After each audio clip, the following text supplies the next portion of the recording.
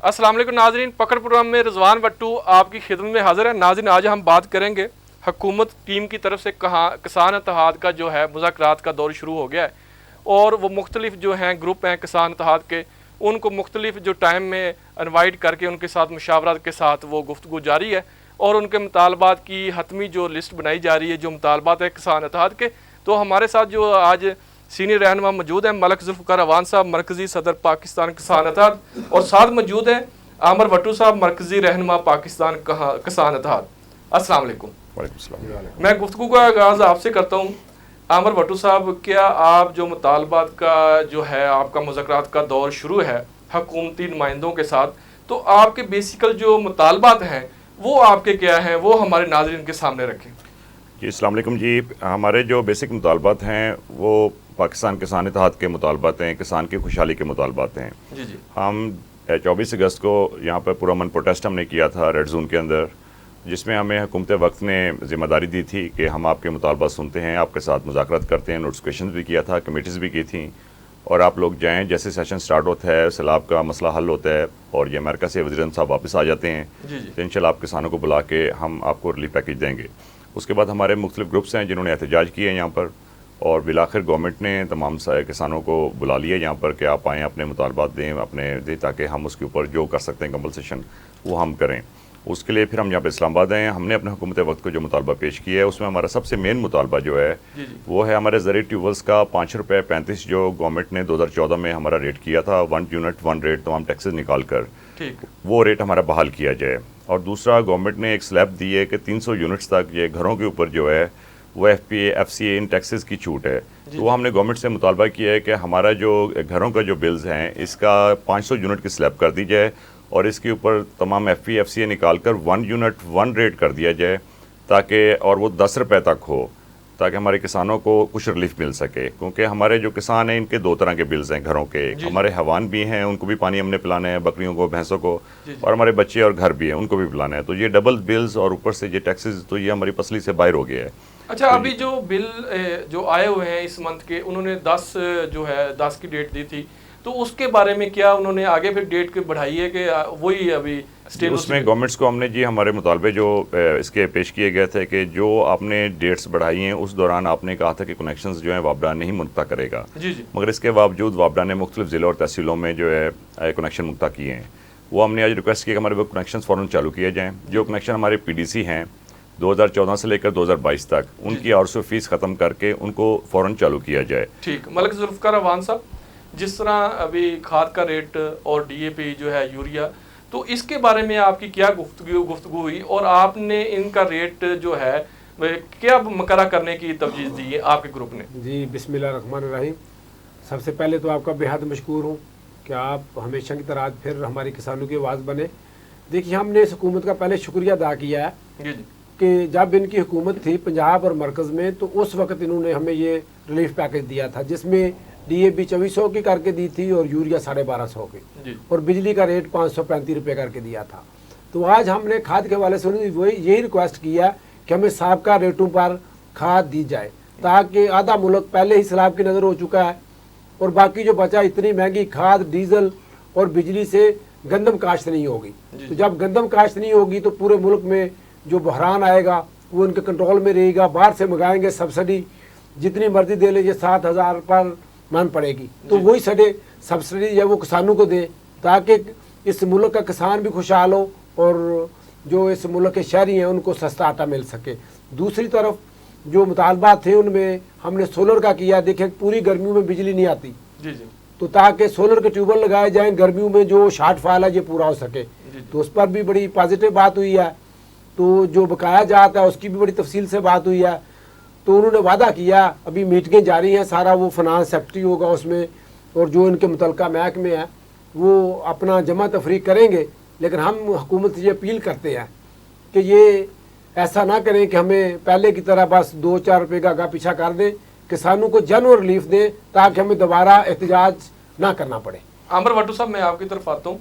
इसके अलावा जो है मेन मुतालबात, इसके अलावा सुनने में ये भी आ रहा है कि आपने कहा है कि बाहर से जो मशीनरी मंगवानी है उसके लिए वो टैक्स ख़त्म कर दी जाए। क्या आप समझते अगर बाहर से आती है تو اس سے عوام جو کسان کو بڑا فائدہ ہوگا. ایک مشین جو ہے 75 لاکھ روپے کی, اس پہ ٹیکس لگائیں تو وہ تو 1.5 کروڑ سے بھی اوپر یا 2 کروڑ کے لگ بھگ ہو جاتی ہے.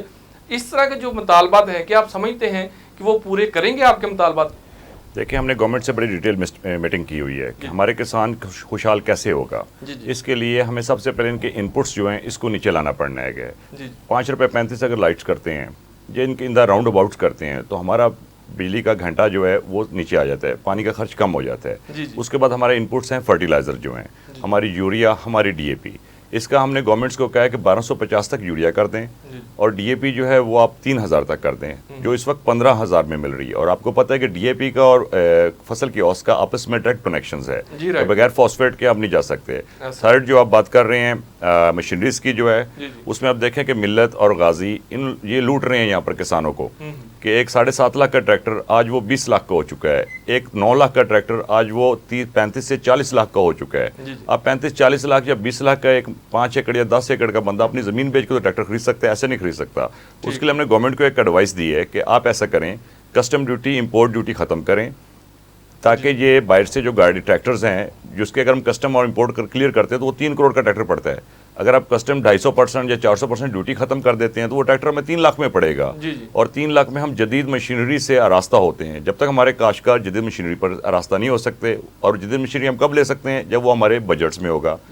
3 لاکھ 5 لاکھ 7 لاکھ یا 10 لاکھ تک جو بجٹس کے اندر جو ہم یہ باہر سے اچھی مشینز لا سکتے ہیں. اچھا بٹ صاحب, جو آپ بات کر رہے ہیں اس پہ جو مافیا بیٹھا ہوا ہے وہ اتنی جلدی ان ٹریکٹروں کی جو قیمت ہے وہ کم ہونے نہیں دے گا. اور جو ابھی ٹریکٹر ابھی آ رہا ہے, جو بھی ایمبیسی آ رہا ہے, جو اس میں کوالٹی میں بھی وہ چیزیں نہیں رہی اب جو پاکستان میں, ٹھیک ہے نا, ٹریکٹر شو روم سے گھر لاتے ہیں تو وہ ساری سیلیں لیک ہو جاتی ہیں. جی بالکل, اگر باہر سے چیز آئے گی تو وہ معیاری ہوگی, وہ زیادہ ٹائم چلے گی. ملک صاحب میں آپ کی طرف آتا ہوں. جس طرح تمام گروپ آپ کے فریقین جو ہیں میٹنگ کر رہے ہیں, ایک جو مین جو سوال ہے, کیا آپ سمجھتے آپ کے مطالبات ایک ہی ہیں یا مختلف ہیں؟ اس میں جو ہے اگر مطالبات مختلف ہوئے تو اس کو وہ حل کرنے میں مشکلات نہیں ہوں گی؟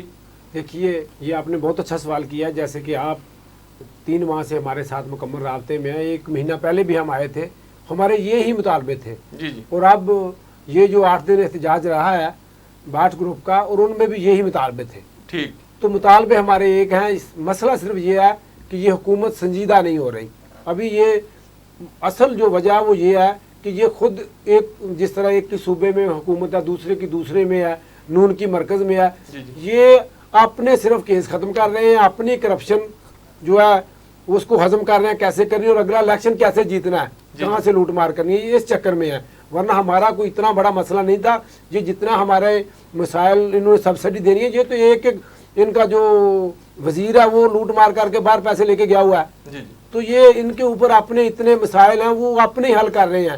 تو ہم نے آج ان کو پہلے تو شکریہ ادا کیا ان کا, اور بعد میں یہ ہم ان کو بتایا کہ ہمارے مسئلے حل کرنا آپ کے لیے لازمی ہوگا. اگر ہمارے مسئلے حل نہیں کرو گے تو کل کو جب ہمارے علاقے میں جائیں گے تمہارے ایم پی ایم این اے حضرات, تو پھر یہ لوگ آپ کو بڑا برا جواب دیں گے. پہلے بھی جماعتیں اسی وجہ سے ختم ہوئی ہیں. جی عامر بٹ صاحب, ہم پروگرام کے لاسٹ میں ہیں. اگلا جو دور ہے اس میں آپ کیا لاہے عمل ہے, وہ کس طرح مذاکرات, وہ کس طرف جائیں گے؟ سر گورنمنٹس کو جو ہم نے اب تک دیکھا ہے, اور وزیر اعظم صاحب سے ہماری ملاقات ہو چکی ہے, اور اس میں یہ ڈر شو رہا ہے کہ یہ حکومت اور یہ حکومت وقت اور یہ سارے حکمران جو ہمارے اس وقت موجود ہیں یہ کسان کو ریلیف دینا چاہ رہے ہیں. جی جی, اس کے لیے انہوں نے تمام گروپ سے ریلیفس لیے گئے, اور ہم ان کی اس ایفرٹ کو اپریشیٹ کرتے گئے ہیں. اس میں ہمارے مختلف ایم این ایز ہیں, میرے اپنے حلقے کے نورحسن تنویر صاحب ہیں ایم این ایز, ان کی بہت ایفرٹ ہے, گورنمنٹس پہ وزن دے رہی ہیں, ان کے اپنے ایم این ایز وزن دے رہے ہیں, پی ڈی ایمس والے وزن دے رہے ہیں کہ کسانوں کے لیے ایک ایسا پیکج, ایک تاریخی پیکج اناؤنس کیا جائے جس سے ہماری زراعت کی جو معیشت ہے اس کو بہتر ہو سکے. اور ہمیں اللہ پر یقین ہے پورا, اور اس گورنمنٹ پر لگ رہا ہے کہ ہمیں انشاءاللہ یہ 100% ہمیں ریلیف ملے گا. اس کے لیے کسان کنونشنس کا ایک ارینج ہو رہا ہے یہاں پر, کیونکہ گورنمنٹس جو ریلیف دینا چاہ رہی ہے وہ پورے پاکستان کے کسانوں کے لیے دینا چاہ رہی ہے, کسی ایک گروپس یا کسی ایک ایجنٹ کے لیے نہیں دینا چاہ رہی. وہ پہلے دن سے گورنمنٹ کا یہی تھا کہ وہ گورنمنٹ کا بالکل یہ بالکل ایکوریٹ موقف ہے کہ ہمیں ریلیف چاہیے. ہمیں یہ دھڑا بندیاں یا گروپ سیاست کا لیے ہمارا پاکستان کسان اتحاد نہیں ہے. ہم نے کسانوں کے حقوق کی آواز اٹھائی, ان کا مقدمہ لے کے حکومت کے پاس گئے. حکومت کو ہم نے بتایا کس طریقے سے ہمارا کسان خوشحال ہو سکتا ہے. اب بال ان کی کورٹ میں, اگر ہمارے کسان کو وہ یہ ریلیف پیکج دیتے ہیں اور ہماری معیشت سنبھلتی ہے تو ڈیفینیٹلی ہم کسان جو ہیں ان کے ساتھ کھڑے ہوں گے. بہت شکریہ عامر بھٹو صاحب آپ کو تشریف لانے کا. ملک ذوالفقار اعوان صاحب آپ کا, آپ تو ہمارے پروگرام میں جب سے یہ احتجاج سٹارٹ ہوا ہے، تو آپ ہمارے پروگرام میں تشریف لاتے رہیں، آپ کا بہت شکریہ جی۔ ناظرین، مطالبات کے جو ہیں کسان اتحاد کے مطالبات کا مذاکرات بھی جاری ہیں، اور اس پہ جو ان کے مطالبات ہیں ان کو بھی حکومت کے جو نمائندے ہیں ان کے مسائل کو بھی اور کسان کے مسائل کو بھی بہت اچھی طرح دیکھ رہے ہیں، اور وہ مسائل کو حل کرنا چاہتے ہیں۔ آج کے پروگرام سے رضوان بٹو کو اجازت دیں، اللہ نگہبان۔